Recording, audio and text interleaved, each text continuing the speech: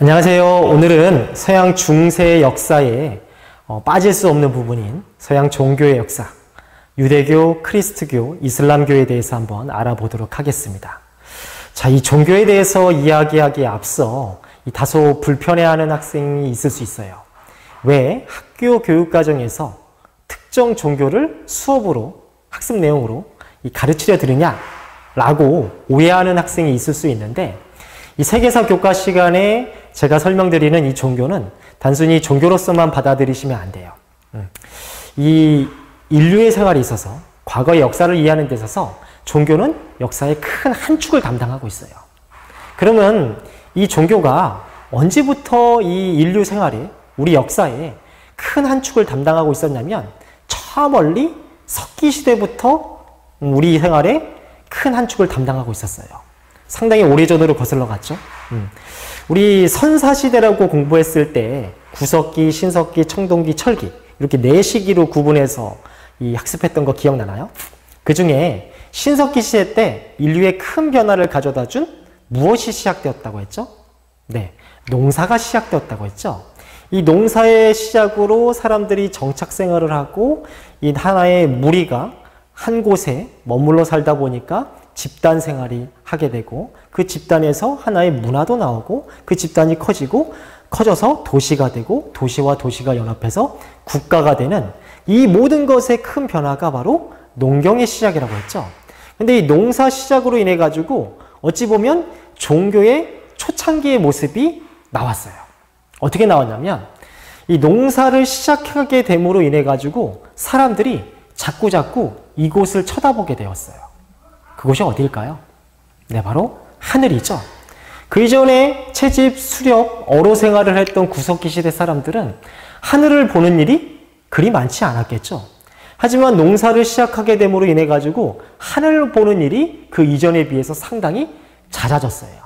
왜냐하면 여러분들도 알고 있듯이 과거이든 현재이든 농사라는 것은 기본적으로 내가 열심히 일을 하고 적당한 햇볕과 적당한 비가 내려줘야만 이 풍년이라는 결과가 나에게 다가오죠. 그렇다면 자꾸자꾸 자연스럽게 어디를 쳐다볼까요? 비가 내리는, 햇볕이 비춰지는 하늘을 쳐다보게 되었죠. 그래서 농사 시작하게 된 이후에 자꾸자꾸 하늘을 쳐다보고 어느 순간 그런 생각이 드는 거예요. 저 하늘에는, 또 우리 자연물에는 우리 눈에 보이지 않지만 무언가가, 혹여 누군가가 있을 것 같다. 이런 믿음이 생겨나기 시작해요. 이런 믿음을 뭐라 그랬죠? 네, 애니미즘이라고 했죠. 그래서 이게 어느 한 사람의 생각으로 시작되고 어느 한 집단의 생각으로 확산이 되면 이제부터는 저 하늘과 우리 자연물에는 우리 눈에는 보이지 않지만, 우리 귀에는 들리지 않지만 누군가가 있을 거야. 누군가가 있어서 우리에게 비를 내려주고 햇볕을 비춰주는 거야. 이것이 이제 믿음이 아니고 사실이 돼버리는 그런 현상이 애니미즘이라는 거예요. 그런데 저 하늘에 누군가가 있을 것 같다는 이제 믿음, 이제 사실이 돼버렸죠. 그래서 비가 하도 안 내려가지고 제발 비 좀 내리게 해주세요. 이렇게 우리가 간곡한 요청을 할 때 하늘이 과연 대답을 해주나요? 또 대답을 해준다고 칠 때 그 대답이 들리나요?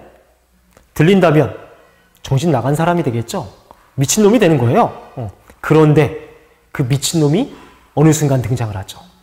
너희들은 하늘의 대답이 들리지 않을지 모르겠지만 나는 저 하늘에 있는 누군가를 대신해서 인간 세계에 내려왔어. 하늘이 너희들에게 무엇라 하는지 저 하늘이 나에게는 알려줘. 나는 하늘의 대답이 들려 라고 하는 이상한 사람이 등장하는 거예요. 처음에 그 사람을 모든 사람들이 믿었을까요? 믿지 않았겠죠. 하지만 그 사람이 어떤 자연적 현상과 자연적 원리를 잘 이해한 그 사람이 대다수 사람들이 놀랄 만한 행위를 보여주게 되고, 대다수 사람들이 하늘과 연결되어 있다고 주장하는 그 사람을 믿기 시작하는 거예요. 그래서 이 하늘과 연결되어 있다는 그 사람, 그 사람을 중심으로 하나의 공동체가 조직되고, 그 조직이 시간이 지나면 지날수록 체계화되고 조직화되면 바로 오늘날 우리가 알고 있는 종교라는 모습으로 탄생하게 되는 겁니다. 이해되셨나요? 자, 그러면 이제부터 그 하늘과 연결되어 있다는 그 사람의 한마디는 그 집단에 강력한 영향력을 행사하겠죠. 이거는 지금 봐도 이해할 수가 있어요. 지금도 불교 지도자이든 혹은 크리스트교의 지도자이든 이 사람들은 뭐 물리적이나 혹은 가시적으로 그들이 뭐 보유하고 있는 군대 이런 건 없어요. 단순히 하늘에 뭐 신을 따르는 뭐 그런 뭐 구원을 해주겠다 이런 종교적 교리만 설파하는 사람이죠. 그런데 우리 사회의 불교 지도자와 크리스트교 지도자가 한마디씩 하는 것이 이게 그냥 자연스럽게 무시가 되나요? 아니죠. 지금도 불교 지도자나 크리스트교 지도자가 우리 사회에서 한마디씩 하면 어마어마한 영향력을 행사하죠. 하물며 현대에도 그런데 과거에 지금보다 과학이 발전이 덜 된 과거 시기에 이 종교 지도자가 한마디 하는 것은 사회적으로, 정치적으로 어마어마한 영향력이 되어서 돌아온다는 것이죠. 그렇기 때문에 인류의 생활을 이해하기 위해서는, 우리 역사를 제대로 이해하기 위해서는 이 하늘과 연결되었다는 그 사람을 중심으로 한 조직체, 이 종교를 반드시 이해해야만 역사를 올바르게 이해할 수 있습니다. 바로 그러한 서양 종교 조직에 대표되는 것이 오늘 제가 설명할 크리스트교와 그리고 이슬람교라는 겁니다. 그런데 제가 크리스트교와 이슬람교 앞에다가 또 하나 종교를 써놨죠. 바로 이 크리스트교와 이슬람교의 뿌리에 해당되는 유대교라는 것도 간단히 한번 설명을 해보도록 하겠습니다. 자, 그러면 서양 종교의 대표라고 할 수 있는 유대교, 크리스트교, 이슬람교에 대해서 한번 알아보도록 하겠습니다. 제가 유대교, 크리스트교, 이슬람교 이 세 가지를 비교해서 설명하겠다고 했지만 실제로 많이 언급되는 것은 크리스트교와 이슬람교예요. 지금 현재 유럽인 대다수가 믿고 있는 것이 크리스트교고, 그리고 지금의 중동 지역과 북아프리카 지역의 대다수 사람들이 믿고 있는 것이 이슬람교죠. 그러면 유대교는 왜 많이 언급을 했냐? 실제로 교과서에도 많이 언급이 되지 않거든요. 하지만 같이 비교해서 이해하셔야 되는 것이 크리스트교와 이 이슬람교가 그 뿌리를 유대교로 두고 있기 때문에 같이 이해하시는 것이 훨씬 좋다고 생각이 됩니다. 또 제가 유대교, 크리스트교, 이슬람교 순서로 써 놓았듯이 실제 창시된 순서도 유대교, 크리스트교, 이슬람교예요. 자, 이 세 종교는 전부 다 같은 뿌리에서 나왔다고 할 수 있는데요. 같은 뿌리에서 나왔다는 것은 동일한 세계관을 가지고 있었다는 거예요. 먼저 공통점부터 이야기해 볼게요. 이 세 종교는 전부 다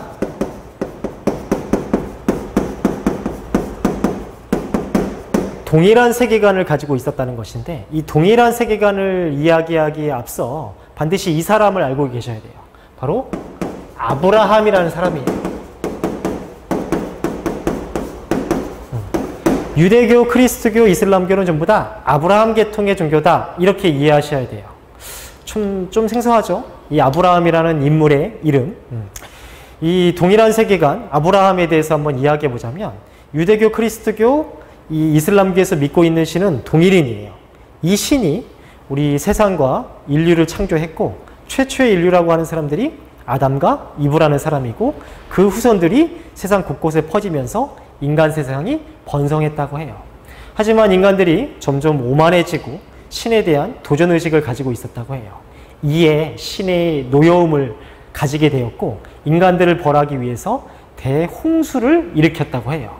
이 대홍수의 재난을 극복하기 위해서 신이 노아라는 사람에게 커다란 배를 만들어 가지고 이 재난을 극복하라고 나름 계시를 내렸다고 해요. 그래서 그 노아가 정말 큰 배, 우리 노아의 방주라고 하죠. 큰 배를 만들어 가지고 인간 세상의 모든 것을 하나씩만 데리고 이 배에 모두 실어서 대홍수의 재난을 극복했다고 하죠. 이 노아의 또 후손들이 번성을 하게 되고, 이 노아의 후손이라고 일컬어지는 한 사람 중에 아브라함이라는 사람이 있어요. 이 아브라함이 신의 계시를 믿고 신의 계시를 받고 지금의 메소포타미아 지역에서 현재 이스라엘 국가가 위치하고 있는 팔레스타인 지역으로 이동해서 이들에게 신의 계시를 설파했다고 해요.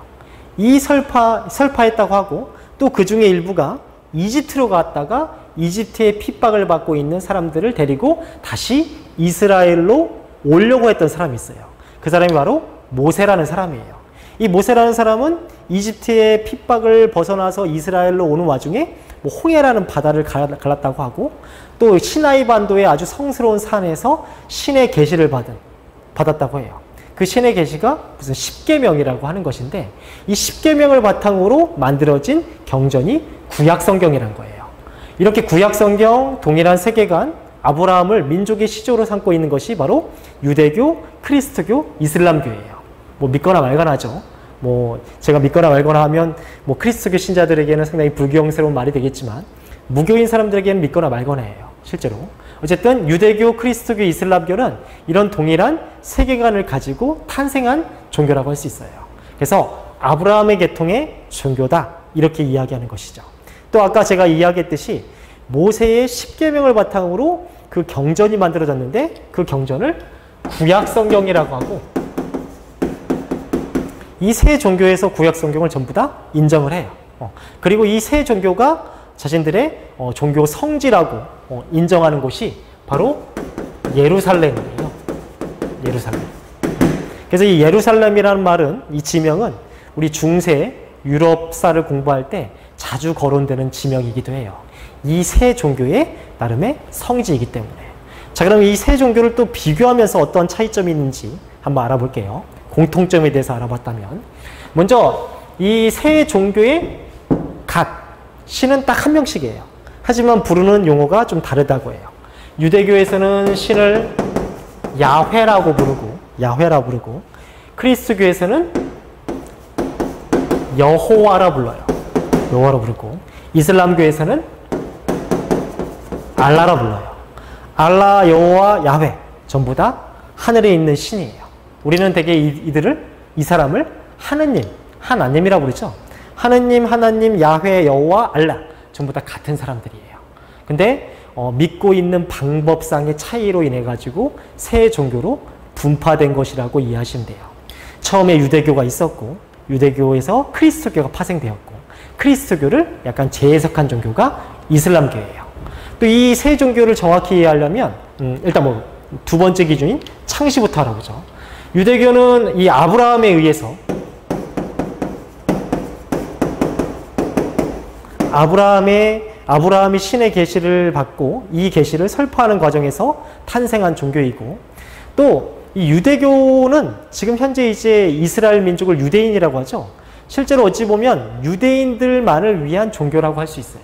유대인들만을 위한 종교. 근데 이거를 나름 확장시킨 버전이 크리스트교라고 생각하시면 돼요. 유대인들만을 위한 종교가 유대교인데 이거를 나름 세계화, 확장 버전으로 생각하시면 그것이 바로 크리스트교예요. 그것을 확장시킨 인물이 바로 예수가 되겠죠. 그죠? 예수가 유대교의 확장 버전인 크리스트교를 창시하게 돼요. 언제 창시하냐면 기원전 4년에 창시하게 돼요. 누가? 예수가 하나님을 대신해서 너희 인간들에게 뭐 신의 계시를 뭐 설파해 준 사람이라고 하죠. 하지만 예수의 설파보다는 나름 하나님의 뜻을 제대로 설파한 사람이 따로 있다라고 생각하는 사람이 이 이슬람교예요. 이슬람교에서는 예수보다 더 선각자, 참 선지자를 AD 610년에 등장한 무함마드라고 봐요. 이 무함마드가 하나님의 계시를 제대로 설파한 사람이라고 생각하고 이 무함마드의 이 설파를 나름 경전으로 삼고 믿고 있는 종교를 이슬람교라고 생각하시면 됩니다. 어쨌든 똑같은 신을 믿고 있는데 처음에는 유대교에서 이 유대교를 확장시킨 버전이 크리스트교고 크리스트교를 나름 재해석한 종교가 이슬람교다. 이렇게 생각하시면 돼요. 이 세 종교의 결정적인 또 차이점은 예수라는 존재를 어떻게 평가하는 것이냐라는 것으로 또 비교할 수 있어요. 먼저 이 유대교에서는 우리 유대교나 크리스트교나 이슬람교에서는 전부 다 언젠가는 우리를 구원해 줄 메시아, 구세주가 온다고 이야기를 하고 있어요. 그런데 유대교에서는 이 구세주가 아직 오지 않았다고 평가해요. 하지만 크리스트교에서는 구세주가 왔다고 평가해요. 정확히는 왔었다고 평가해요. 구세주가 바로 누구냐면 예수라고 평가하는 거예요. 예수. 그런데 유대교에서는 구세주가 아직 오지 않았고 그 구세주를 기다리고 있다고 얘기하고 있거든요. 그런데 예수를 믿고 따르는 자들은 예수를 구세주라고 평가하고 있거든요. 그래서 유대교에서 예수는 어찌 보면 신성 모독자 이렇게 평가해요. 이게 제가 너무 극단적인 내용을 알고 전달해 주는 걸 수도 있지만 어쨌든 유대교에서는 예수를 하나님의 뜻을 전달해 주는 참 선지자라고 평가하지 않는다고 해요. 하지만 그리스도교에서는 예수야말로 구세주이고 예수도 곧 신이다 이렇게 이야기해요. 이런 내용의 핵심을 담은 내용이 뭐냐면 바로 그리스도교에서 말하는 삼위일체론이에요. 삼위일체론. 이 삼위일체론은 어디서 한번 들어봤을 거예요. 성부와 성자와 성령의 이름으로. 들어보셨나요? 성부와 성자와 성령의 이름으로. 성부라는 것은 하나님, 갓을 말하는 거고 하나님을 대신해서 인간세에 그 아들의 모습으로 나온 것이 성자, 예수이고 성령은 하나님과 예수의 이 마음은 우리 마음속, 우리 행위, 우리 인간 사물 모두에 사랑이라는 이름으로 표현된다는 것을 성령이라고 해요. 그런데 하나님과 예수와 사랑은 서로 다른 객체가 아니고 전부 다 동일하다는 것이에요. 하나님과 예수와 사랑은 같다는 것. 그러니 하나님이 곧 예수고 예수가 곧 사랑으로 표현된다. 뭐 이렇게 해석을 저는 하고 있어요. 그래서 예수도 곧 신이라고 평가하고 있는 종교가 크리스트교예요. 하지만 이슬람교에서 예수는 존경받을 인물이긴 하지만 이 제대로 하나님의 말을 전달해 주는 사람이라고 평가하고 있진 않아요. 예수는 여러 선지자 중에 한 명일 뿐이다. 이렇게 이야기해요. 여기서 선지자는 뭐 하나님의 말씀을 제대로 설파하는 자 이렇게 해석하시면 돼요. 여기서 이슬람교에서는 이 예수는 존경받을 인물이지만 하나님의 계시를 제대로 설파한 인물은 아니다. 하나님의 계시를 제대로 설파한 인물은 바로 누구다? 무함마드다. 이렇게 이야기하고 있어요. 무함마드. 그래서 이들은 다 동일한 세계관을 가지고 있고 동일한 경전이 구약 성경을 믿고 있다고 했죠. 이 구약 성경은 여기서 나온 거예요. 유대교에서. 그래서 유대교인들은 구약 성경을 철저히 따르고 있어요. 또 준경전이라고 평가받고 있는 탈무드도 믿고 따르고 있고. 그런데 예수가 이걸 나름 확장시킨 거예요. 그래서 예수의 가르침을 받은 제자들이 또 하나의 경전을 만들었는데 그것은 신약 성경이라고 해요. 그래서 구약 성경은 여기 유대교에서만, 그리스도교에서는 구약 성경과 신약 성경을 같이, 이슬람교에서는 구약 성경, 신약 성경도 나름 인정하지만 참 선지자인 무함마드의 말씀을 적어놓은 쿠란이라는 경전을 절대적으로 믿고 있어요. 이런 차이점이 있어요. 이런 차이점. 하지만 제가 오늘 이야기하려는 것은 유대교, 크리스트교, 이슬람교의 차이점을 어렴풋이 기억하시고 제일 중요한 건 이거예요. 크리스트교가 유럽에 어떻게 확산이 되었는지 이 내용이 우리 시험 문제에도 출제되는 내용이에요. 자, 예수가 기원전 4년에 유대교의 확장 버전이라고 크리스트교를 창시하고 로마 세계에 확산시키기에 이르렀어요. 근데 로마는 여러 신을 믿고 있는 다신교이고 또 황제를 신처럼 여기라고 하는 그런 종교적 성격을 가지고 있는 제국이었어요. 하지만 유일신을 따르라고 하는 예수의 그리스도교는 이 다신교인 로마와 맞지가 않겠죠. 그래서 초창기 예수의 그리스도교는 로마 제국 내에 확산될 때 로마 정부에 의해서 엄청나게 박해를 받았어요. 하지만 우리 비욘드의 땅은 더 굳어지는 법이죠.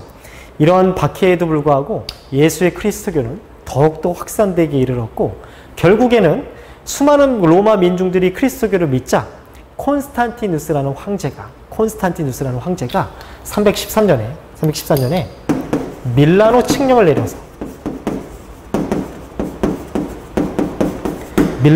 내려놔서 로마의 공식적인 종교로 그리스도교를 인정하기에 이르러요. 드디어 로마 제국 내에서 그리스도교가 인정받게 된 거죠. 더 나아가서 392년에는 테오도시우스 황제가 로마의 국가 종교로서 그리스도교를 인정해요. 이제 로마 사람이라면 전부 다 그리스도교를 믿어야 한다. 뭐 이렇게 인증한 셈이에요. 그 정도로 이제 박해를 받고 있던 예수의 그리스도교가 이제 로마의 종교, 유럽인들의 종교가 된 것이에요. 그러면 이 로마 제국 내에 국교로 인정된 것이, 그리스도교가 국교로 인정된 것이 어떤 것을 의미하냐면, 로마는 전 유럽, 전 지중해를 장악하고 있었죠. 그럼 각 지역에 로마의 행정기구가 있었겠죠. 근데 그 행정기구 옆에 바로 무엇이 있었냐면 바로 그리스도교의 교리를 설파하는 교회라는 건물도 같이 있었다는 거예요. 즉 로마가 영토를 확장할수록 바로 그리스도교의 교회 건물들도 점점 다 유럽 전역에 확산이 된다는 거죠. 즉 유럽 전체가 이제 교회를 믿고 따를 수밖에 없는 그런 조직 체계가 로마 제국 내에서 점점 만들어진다는 거예요. 로마 행정부의 보호 아래 그리스도교가 점점 그 세를 확산하고 있었다는 거죠. 그래서 우리 마치 우리 행정구역명을 설명해 보자면 읍면동 위에 군이나 시가 있고 시군 위에 도가 있고 도가 합쳐져 가지고 나라가 됐잖아요. 그죠? 그래서 읍면동에 이장 동장이 있고 그 위에 시장 군수가 있고 시장 군수 위에 도지사가 있고 도지사가 위에 대통령이 있는 것처럼 그리스도교도 로마 행정부의 보호 아래 이런 조직체를 갖추고 있었어요. 이해되셨나요? 이장 위에 군수, 군수 위에 시장, 시장 위에 도지사, 도지사 위에 대통령이 있는 것처럼 그리스도교도 그런 조직체가 있었다는 거예요. 우선 지금의 시장, 군수 정도에 해당되는 그리스도교의 직위를 가진 사람을 뭐라 부르냐면 사제라고 해요. 사제라고 불리는 사람들이 각 지역의 교회의 대표자 역할을 한 거예요. 그리고 우리 방금 이장 동장 위에 시장 군수 있고 시장 군수 위에 도지사 있듯이 사제들을 통제하는 사람이 있겠죠. 그 사람을 누구라고 부르냐면 주교라고 부르는 거예요. 주교들이 이렇게 있는 거예요. 주교들이. 그럼 또 주교 위에는 또 주교보다 더 높은 사람이 있겠죠. 바로 그 사람을 대주교라 부르는 거예요. 대주교라 부르는 거예요. 이런 식으로 로마 행정부의 보호 아래 이 그리스도교도 점차 그 세를 확장시켜 나가고 있었다는 거예요. 그리고 게르만족이 이동 이후에 로마가 서로마와 동로마로 쪼개졌죠. 그래서 이 로마 그리스도교가 서로마, 동로마, 서방 지역의 교회와 동방 지역의 교회로 이렇게 분산이 돼요. 그리고 726년에 성상 숭배 문제를 계기로 완전히 이 동서교회가 분열의 조짐을 보이고 1054년에 완전히 서방교회와 동방교회가 완전 쪼개지게 돼요. 이때부터 서방교회는 뭐라 부르냐면 로마 가톨릭이라 부르고 이때부터 동방교회는 동방 혹은 그리스 정교회라고 부른다는 거예요. 이해되셨나요? 그리고 아까 제가 빼먹은 게 있는데 사제 위에 주교가 있고 주교 위에 대주교가 있는데 이 대주교라고 평가받는 사람이 로마 사회에 한 5명이 있었다고 해요. 5명. 그 중에 로마 지역에 있는 대주교를 우리는 뭐라 부른다? 교황이라고 부르는 거예요. 자, 어떻게 제 설명이 잘 이해가 되셨는지 모르겠는데 자, 어쨌든 오늘은 서양 종교의 대표라고 할 수 있는 유대교, 크리스트교, 이슬람교에 대해서 우리 간략히 한번 이야기해 보았습니다. 오늘 수업 영상은 여기서 마무리하고 나머지 시간은 자율학습을 하는 것으로 대체하겠습니다.